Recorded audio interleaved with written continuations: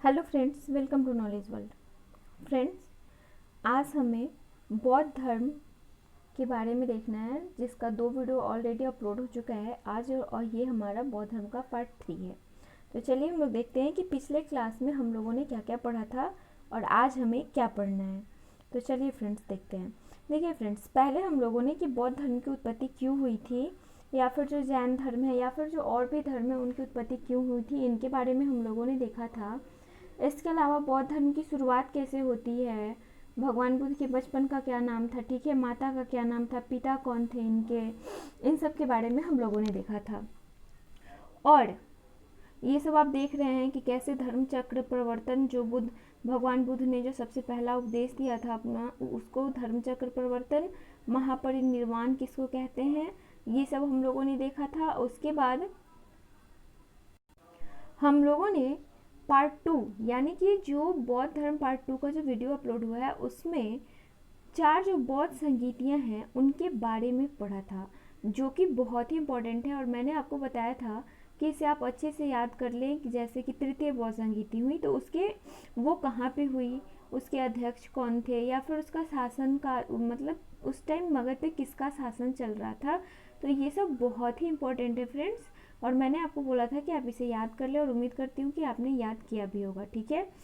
चौथी चौथी बौद्ध संगीति तक हम लोगों ने देखा था, जिसमें बौद्ध धर्म जो है वो हीनयान एवं महायान संप्रदाय में बट गया था। और महायान जो संप्रदाय था उसमें क्या किया था कि आडंबर की शुरुआत कर दी थी, भगवान बुद्ध को देवत्व प्रदान कर दिया। और जबकि हीनयान संप्रदाय जो था फ्रेंड्स, हीनयान जो शाखा थी वो क्या थी, वो पहले की तरह सीधी एवं सरल बनी रही थी, ठीक है। लेकिन इसके बावजूद भी हीनयान महायान जो संप्रदाय है फ्रेंड्स, वो ही पूरी दुनिया में फला फूला, और हीनयान जो है वो भारत की सीमाओं तक ही सिमट कर रह जाता है।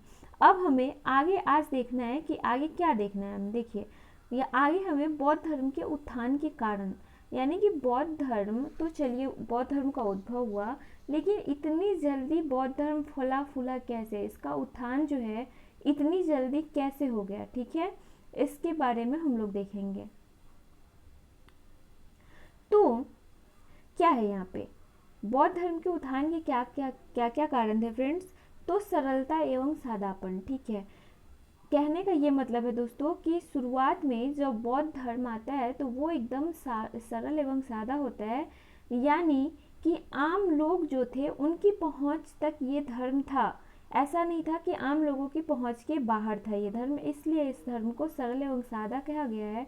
और आप ऐसा मानते होंगे कि जो चीज़ें आम लोगों की पहुंच तक होती हैं, अगर वो काम कीजिए तो वो काम बहुत तेज़ी से आगे बढ़ता है, ठीक है।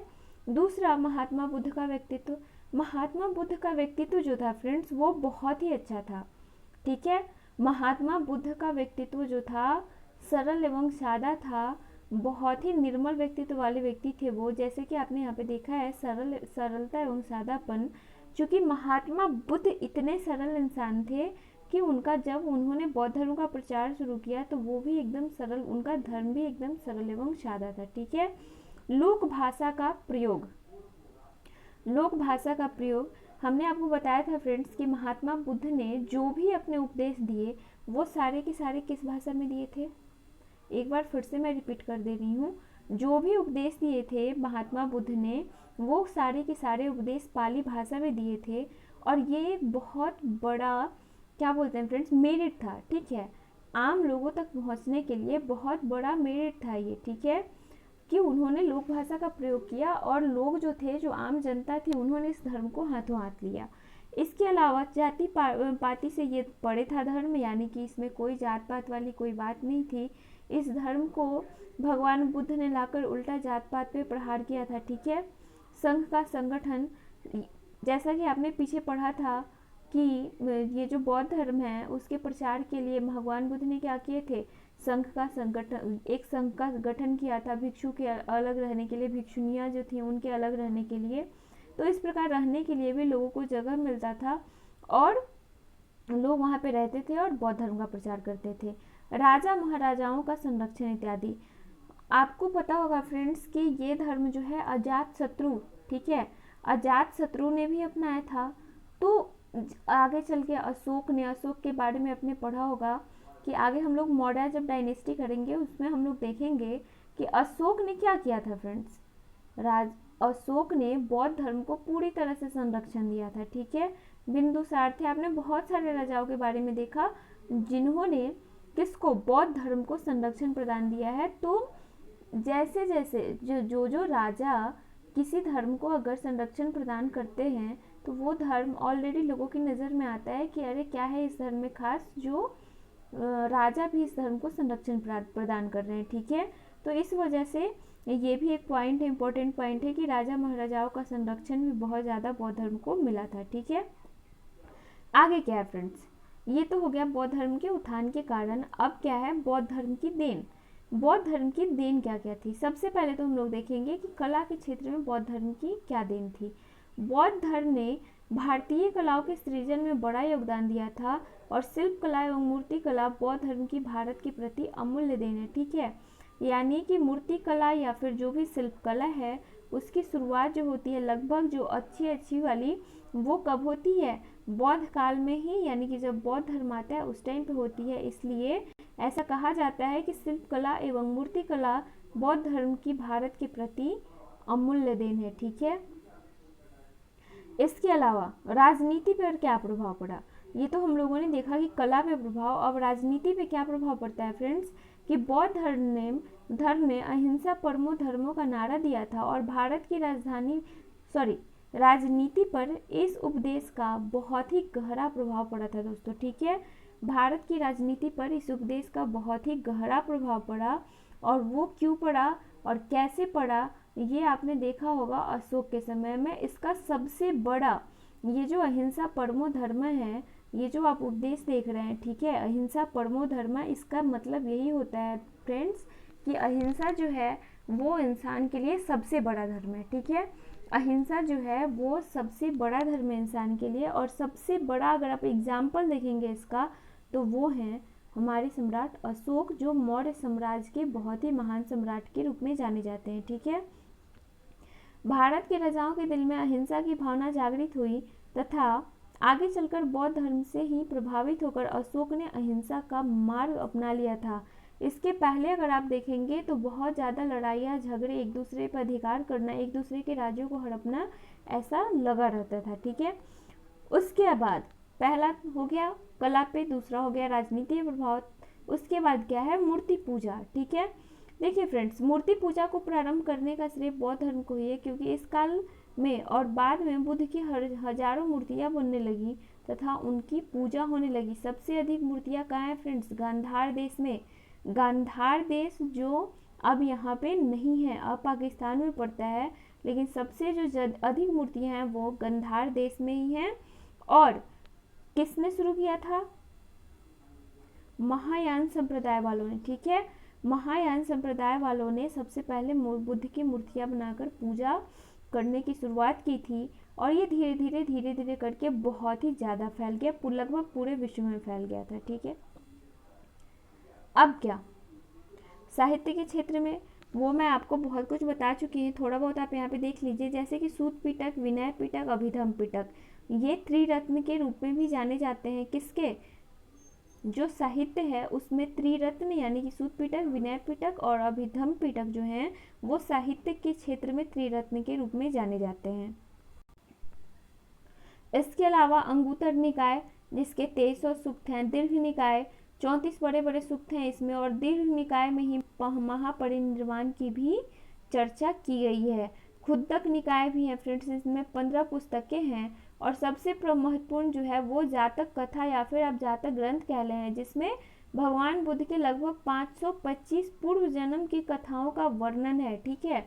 ये पॉइंट जो है बहुत ही इम्पोर्टेंट है फ्रेंड्स, ये जो जातक कथा वाला देख रहे हो आप, ये बहुत ही इम्पोर्टेंट है क्योंकि यहाँ से क्वेश्चन आता है हमेशा और बार बार आया भी हुआ है कि जातक कथा, ठीक है, या तो आपसे पूछा जाएगा कि जातक कथा जो है वो किससे संबंधित है, किस व्यक्ति से संबंधित है, तो आप बता सकते हो कि भगवान बुद्ध से संबंधित है, ठीक है, महात्मा बुद्ध से।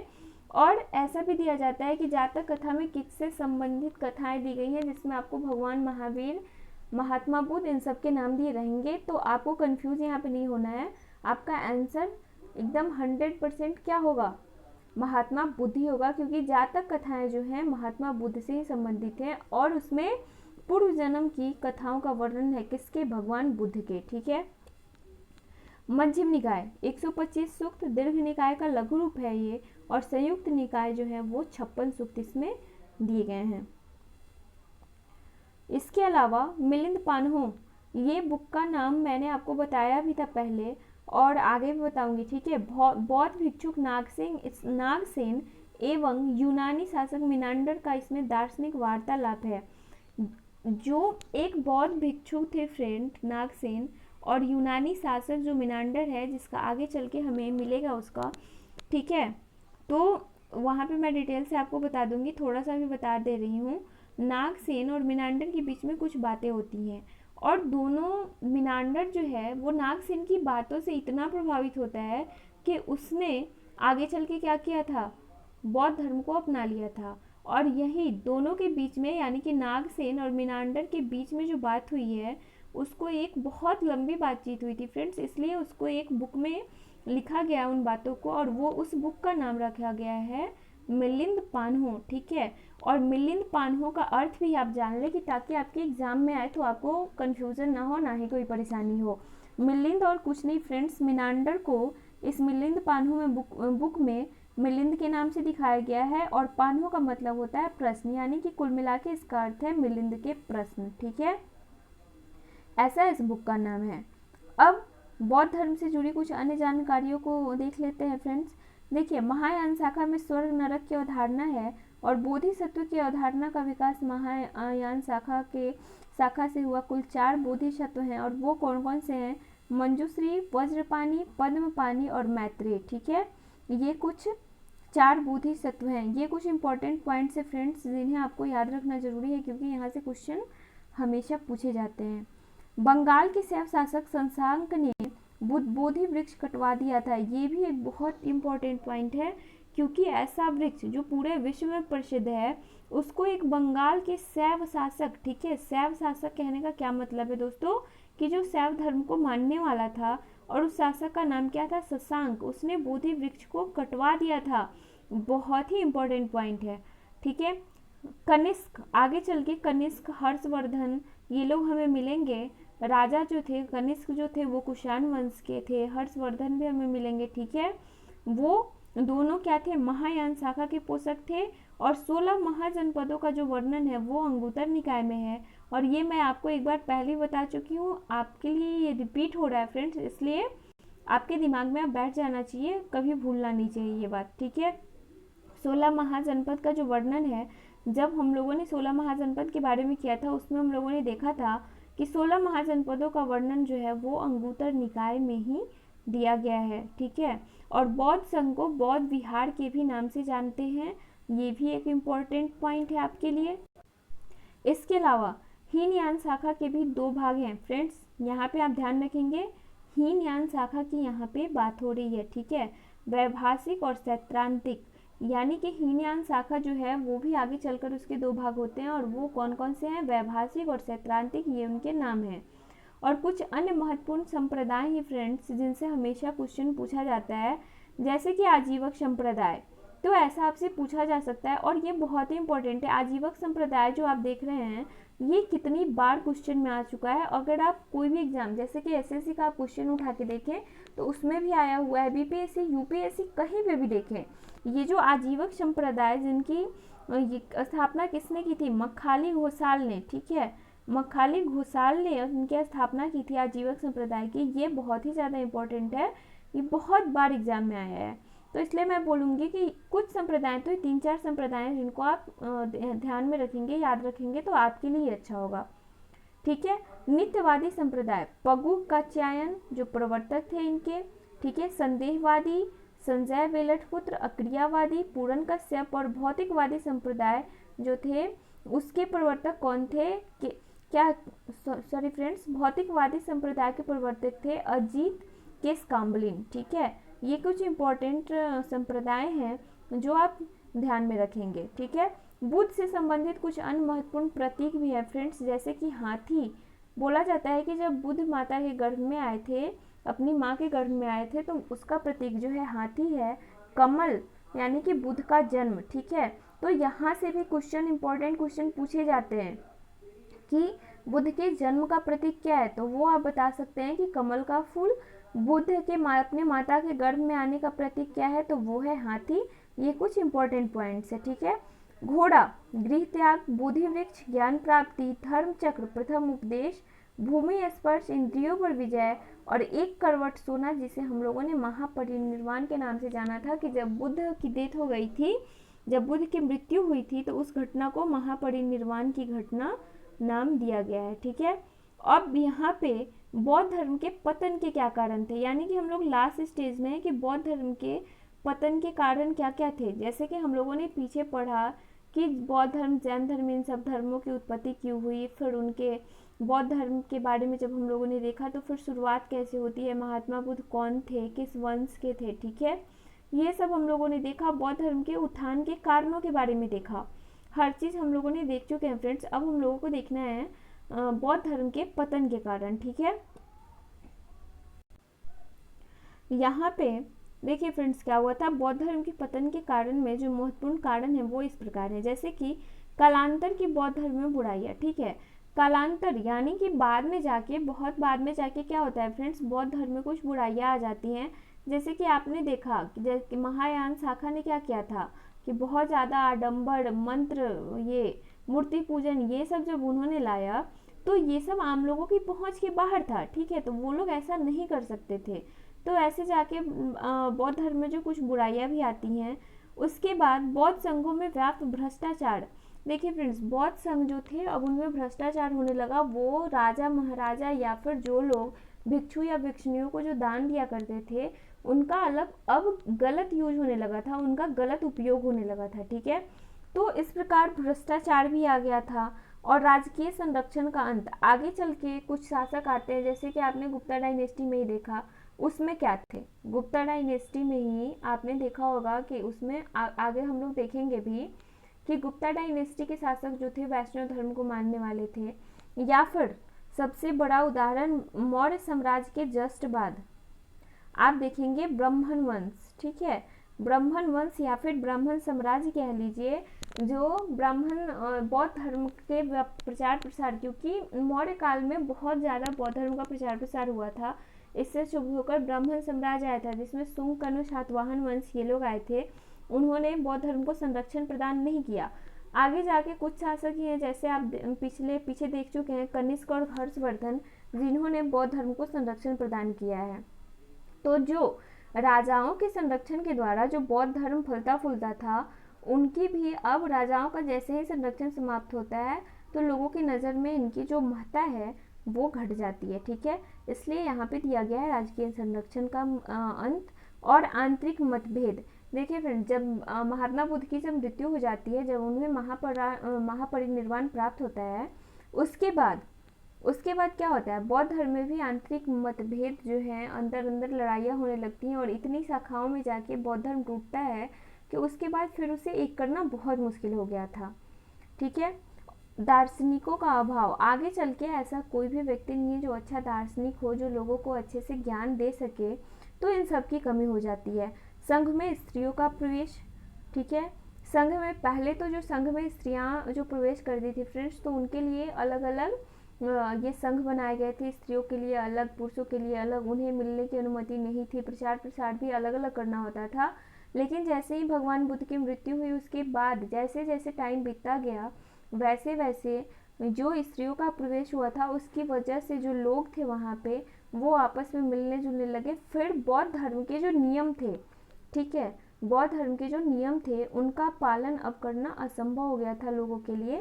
तो स्त्रियों के कारण भी बहुत ज़्यादा ये लोग जो अपने पे नियंत्रण नहीं रख पा रहे थे, और वहाँ पे क्या हुआ था, और वहाँ पे भ्रष्टाचार व्याप्त हो गया था, ठीक है। और मुसलमानों का प्रहार, आगे चल के कालांतर में मुसलमान जो शासक, हम लोग जब आगे देखेंगे, मुसलमान शासक बहुत सारे हुए हैं, जिन्होंने जितने भी बौद्ध संघ हैं उन पे प्रहार किए हैं, उनको लूटा है, बहुत ज़्यादा लूटा है फ्रेंड्स। क्योंकि बौद्ध संघ जो थे वो बहुत ज़्यादा, मतलब उन्हें इतना दान मिला था इतना ज़्यादा दान मिला था कि आगे चल के वो जो था वो बौद्ध संघ बहुत ही ज़्यादा पैसे वाले हो गए थे, ठीक है। इसलिए मुसलमानों का प्रहार हुआ और उन्हें लूटा गया। और आगे जो आपने देखा कि देवत्व की स्थापना, वो तो आपको पता ही है कि भगवान बुद्ध को अब देवत्व प्रदान कर दिया गया था, आम लोगों की पहुंच के ये बाहर हो गया था। तो ये सब कुछ इम्पोर्टेंट कारण थे जिससे बौद्ध धर्म का पतन हो गया, ठीक है। कुछ इम्पोर्टेंट कारण जैसा कि आपने यहाँ पे देखा है जिससे बौद्ध धर्म का पतन हो गया। यहाँ पे एक पॉइंट और है फ्रेंड्स कि बौद्ध धर्म से संबंधित गुफाएं हैं, ठीक है। बौद्ध धर्म से संबंधित आप नोट कर लेंगे कि बौद्ध धर्म से संबंधित गुफा है, जैसे कि आपने एलोरा की गुफा, ठीक है, एलोरा की गुफा, या फिर आपने अजंता की गुफा के बारे में सुना होगा, अजंता की गुफा, ठीक है। अजंता की गुफा के बारे में सुना होगा। तो ये जो अजंता की गुफा है फ्रेंड्स, ये किससे संबंधित है? ये अजंता की गुफा जो है वो बौद्ध धर्म से संबंधित गुफा है। आगे चल के हमें इसकी चर्चा मिलेगी, लेकिन मैंने आपको बता दिया है, आप नोट कर लीजिए, ठीक है। तो ये था आपका बौद्ध धर्म का फुल चैप्टर फ्रेंड्स, जिसमें मैंने पूरे डिटेल के साथ पूरे बौद्ध धर्म को, ठीक है, पूरे बौद्ध धर्म को पूरे डिटेल के साथ मैंने कवर किया है। और अगर आपने ये जो 2 पार्ट ऑलरेडी आ चुके हैं उनको नहीं देखा है तो आप जाके देख लें। और इसके बाद मुझे नहीं लगता है कि आपके एक भी प्रश्न छूटेंगे यहाँ से बौद्ध धर्म से। मैं यही चाहती हूँ फ्रेंड्स, मेरी यही कोशिश रहती है कि मैं आपको लगभग जो सारे प्रश्न आते हैं वो सारे कवर करूँ मैं अपने नोट्स में, ताकि आपको कभी भी परेशानी का सामना ना करना पड़े, ठीक है। और आपको पीडीएफ नोट्स चाहिए तो ये डिस्क्रिप्शन बॉक्स में जो ईमेल आईडी जा रहा है उस पर आप कांटेक्ट कर सकते हो, वहाँ से आपको ये ऐसे ही प्रिंटेड नोट्स मिल जाएंगे, ठीक है। तो चलिए फ्रेंड्स, फिर मिलती हूँ अगले वीडियो में। अब हम लोग आगे जैन धर्म के साथ मिलेंगे, क्योंकि बौद्ध धर्म के बाद जैन धर्म भी है जो एक बहुत ही इंपॉर्टेंट चैप्टर है और वहाँ से भी क्वेश्चन हमेशा पूछे जाते हैं, ठीक है। तो चलिए फ्रेंड्स, फिर मिलते हैं अगले क्लास के साथ। Thank you friends.